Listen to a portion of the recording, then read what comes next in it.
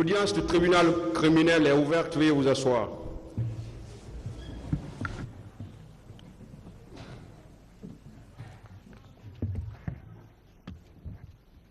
Affaire ministère public contre M. C.C. Raphaël Abba. Venez s'il vous plaît. M. Alpha Amadou Baldé. M. Marcel Guilavogui. Venez tous. M. Claude Pivi. M. Moussa Kegboro Kamara. M. Ibrahima Kamara Di Kalonzo.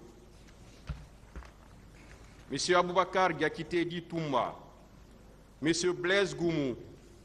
M. Moussa Dadis Kamara, M. Mamadou Aliou Keita, M. Alpha Amadou Baldé, M. Abdoulaye Chérif Gabi, M. Paul Mansa Guilavogui,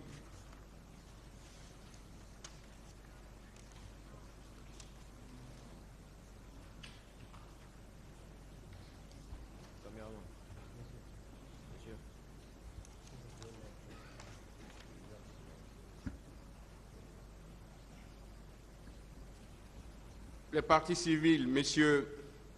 Ouri Baylouba, Mme Aïssatou Bari et plusieurs autres.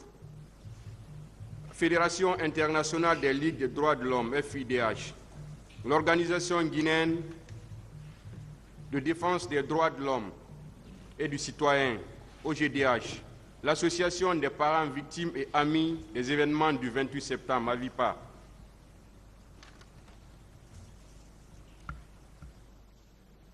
À l'audience précédente, cette affaire avait été mise en délibéré pour décision être rendue à l'audience d'aujourd'hui.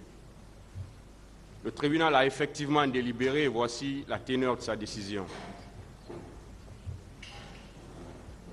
Le tribunal,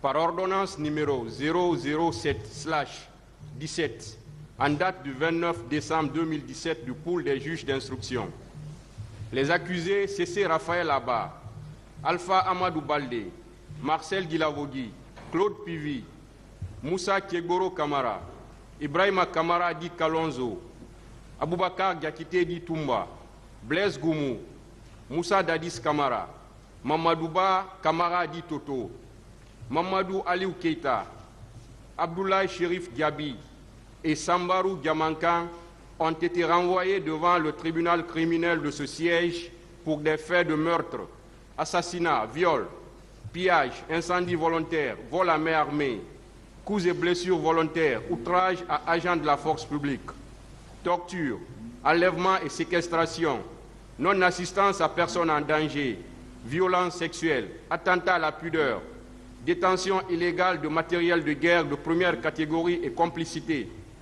faits prévus et punis par les dispositions des articles 207, 208, 268, 514, 510, 373, 381, 239, 658, 232, 338, 298, 267, 271 et 19 du Code pénal, 1, 2, 17 et 22 de la loi L/96/008/ du 22 juillet 1996.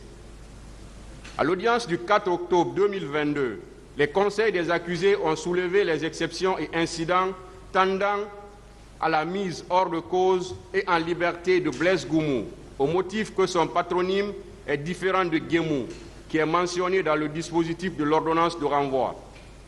La nullité des exploits de citation à comparaître, en arguant que les délais de comparution n'ont pas été respectés et qu'ils ne comportent pas toutes les mentions prescrites par la loi. À cet effet, ils ont invoqué les articles 656 et suivants du Code de procédure pénale. La nullité de l'ordonnance de renvoi pour incompétence du pool des juges d'instruction, non prévue par le Code de procédure pénale en vigueur à l'époque.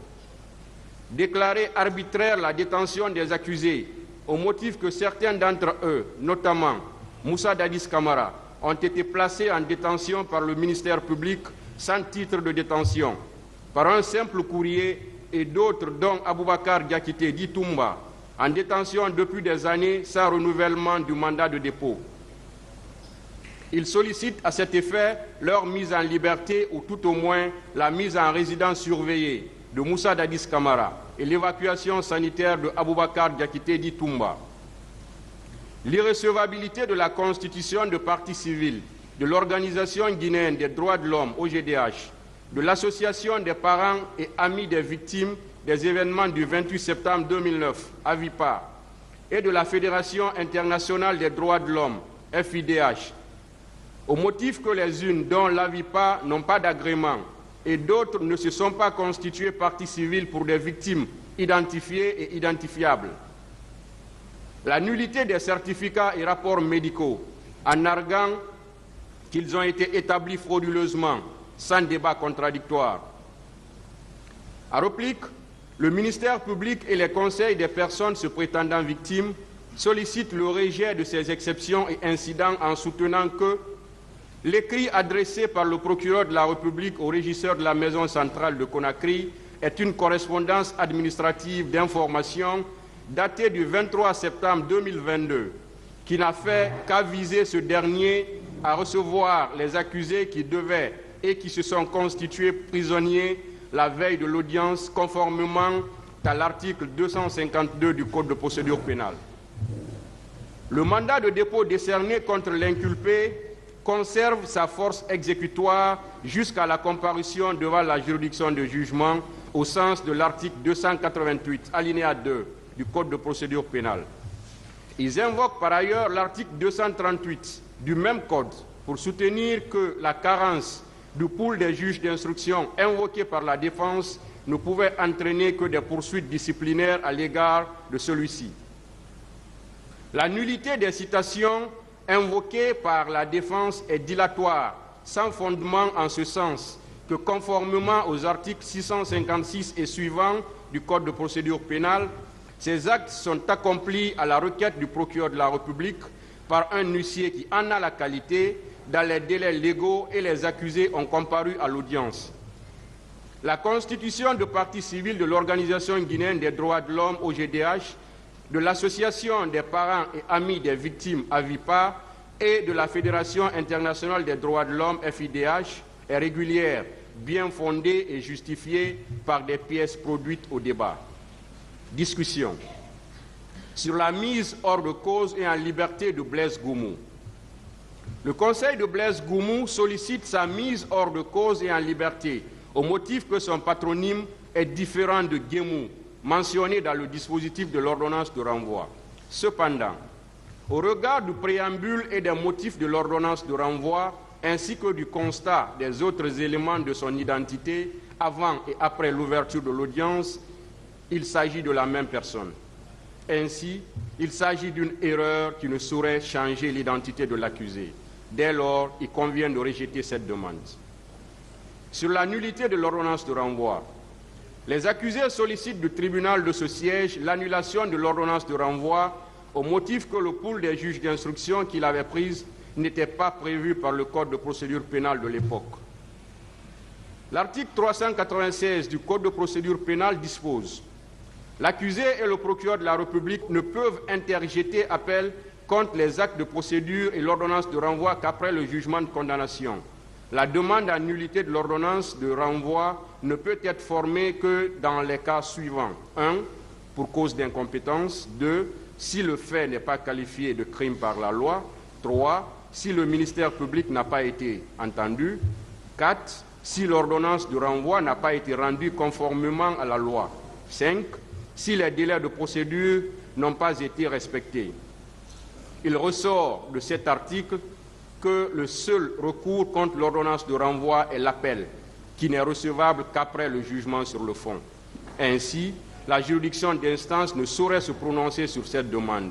Dès lors, il convient de renvoyer les accusés à mieux se pourvoir.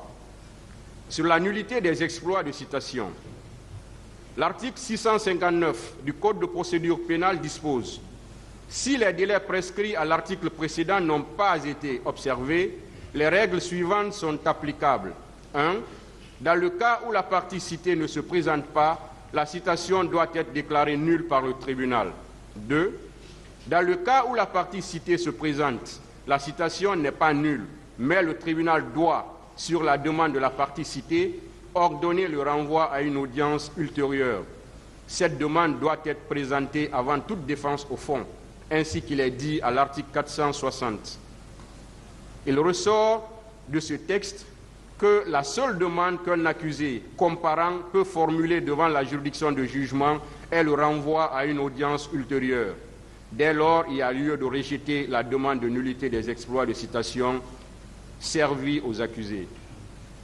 Sur la nullité des certificats et rapports médicaux, certains conseils des accusés soutiennent que les certificats et rapports médicaux ont été établis frauduleusement, sans débat contradictoire. Ils sollicitent à cet effet qu'ils soient déclarés nuls. Cependant, ces documents visent à attester les faits poursuivis.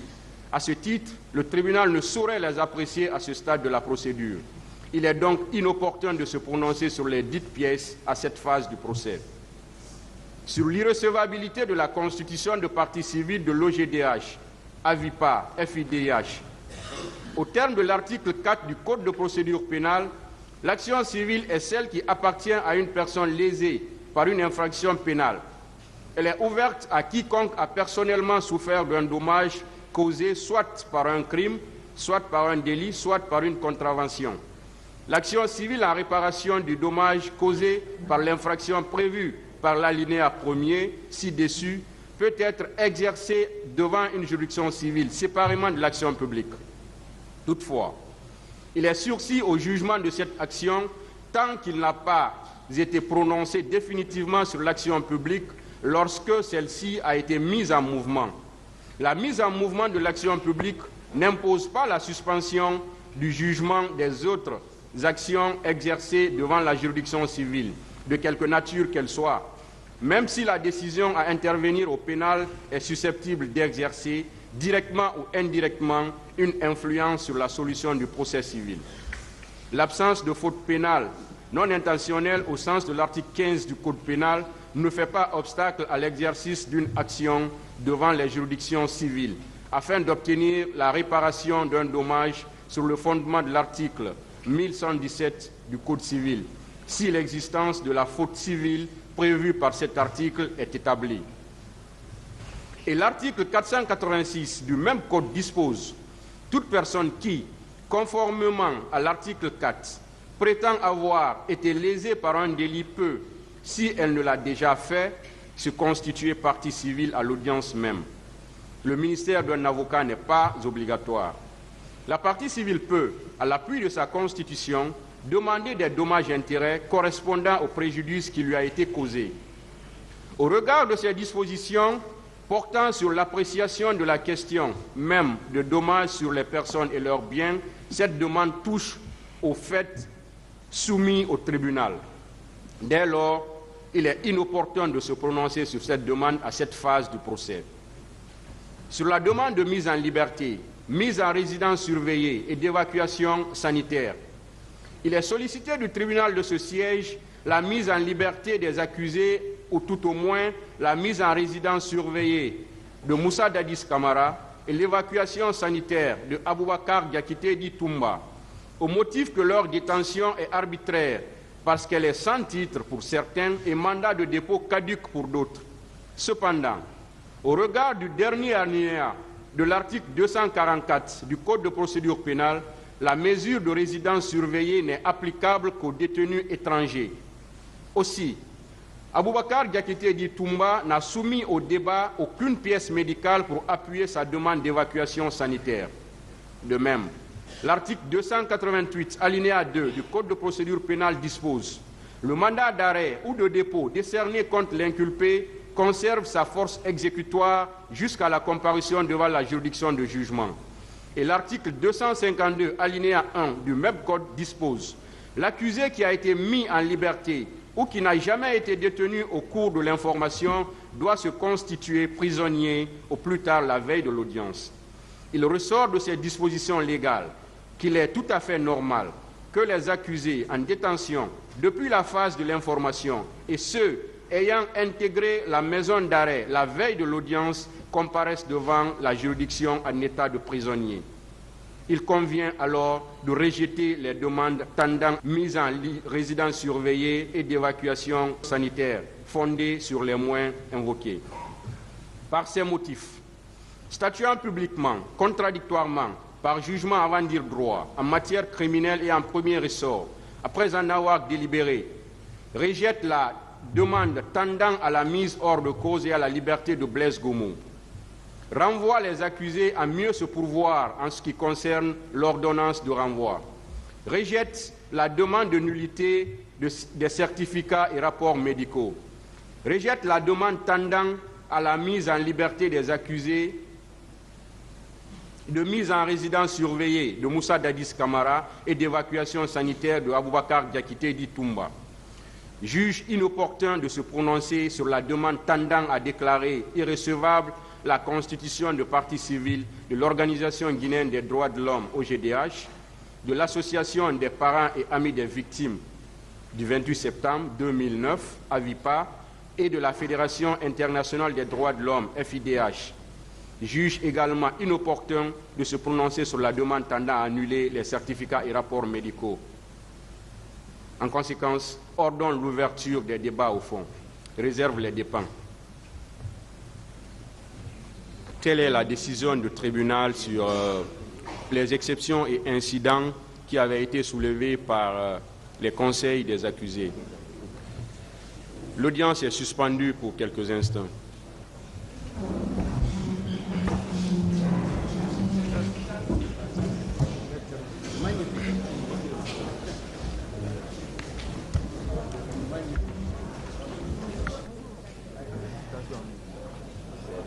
L'audience est reprise, veuillez vous asseoir.